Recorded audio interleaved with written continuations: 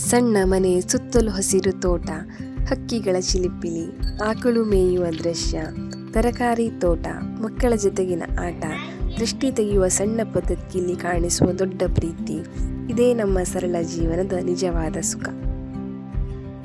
ಮನೆ ಮುಂದೆ ನೆಟ್ಟ ಆ ಸಣ್ಣ ಗಿಡಗಳು ಇಂದು ಊಟದ ತೊಟ್ಟೆಗೆ ಬಂದಾಗ ಅದು ಕೇವಲ ತರಕಾರಿ ಮಾತ್ರ ಅಲ್ಲ, ನಮ್ಮ ಪರಿಶ್ರಮದ ಫಲವಾಗಿತ್ತು.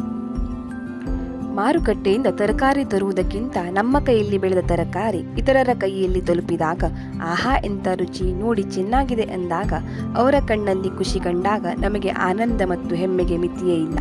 ಇದನ್ನು ನಾನು ನನ್ನ ಅಕ್ಕನ ಕಣ್ಣಲ್ಲಿ ಕಂಡೆನು.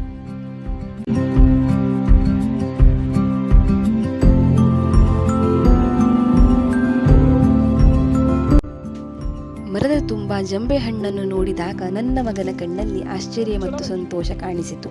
ದೊಡ್ಡಮ್ಮ, ನನಗೆ ಒಂದು ರಾಶಿ ಕೊಯ್ದು ಕೊಡು, ಮನೆಗೆ ಹೋಗಿ ಅಣ್ಣನಿಗೆ ಕೊಡುವೆನು ಎಂದು ಹೇಳುತ್ತಾ ಖುಷಿ ವ್ಯಕ್ತಪಡಿಸಿದ.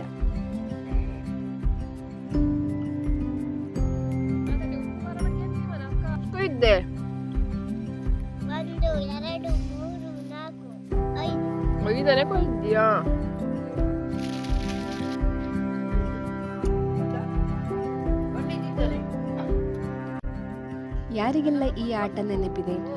ಅವಳ ಕಣ್ಣಲ್ಲಿ ಕಂಡ ಆ ಮಗುತನದ ಹೊಳಪು, ಆ ನಿಷ್ಕಪಟ ನಗು, ಅದು ನನ್ನ ಮತ್ತು ಅಕ್ಕನ ಬಾಲ್ಯದ ನೆನಪುಗಳು ಕಣ್ಣ ಮುಂದೆ ಸರಿದವು. ಕಾಲ ಮುಂದೆ ಸಾಗುತ್ತಿದೆ, ಆದರೆ ಬಾಲ್ಯದ ಸಂತೋಷ ಎಂದಿಗೂ ಹಳೆಯದಾಗುವುದಿಲ್ಲ ಅನ್ನೋದನ್ನು ಆ ಕ್ಷಣ ಮತ್ತೆ ಅರಿತೆನು. ದೃಷ್ಟಿ ತೆಗೆಯುವುದು ಅಂದರೆ ಕೇವಲ ಪದ್ಧತಿಯಲ್ಲ, ಅದು ಪ್ರೀತಿಯ ರೂಪ.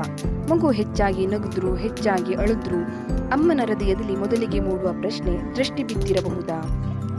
ಉಪ್ಪು ಮೆಣಸಿನಕಾಯಿ ತಿರುಗಿಸುವ ಆ ಕ್ಷಣದಲ್ಲಿ ಅಮ್ಮನ ಮನಸ್ಸಿನಲ್ಲಿ ಒಂದೇ ಒಂದು ಮಾತು, ನನ್ನ ಮಗುವಿಗೆ ಏನೂ ಆಗಬಾರದು.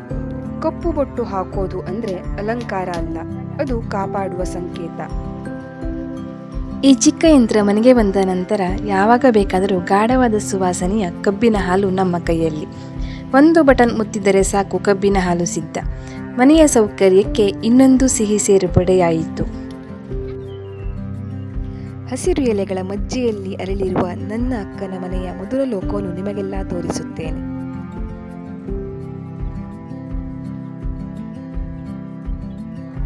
ಮನೆಯ ಮುಂದೆ ತೋಟ, ಗದ್ದೆ, ಸುತ್ತಲೂ ಹಸಿರು ವಾತಾವರಣ ಮನಸ್ಸಿಗೆ ತುಂಬಾ ಸಂತೋಷ ನೀಡಿತು.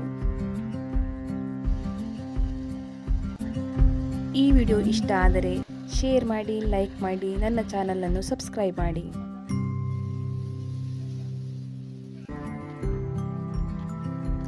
ಧನ್ಯವಾದಗಳು.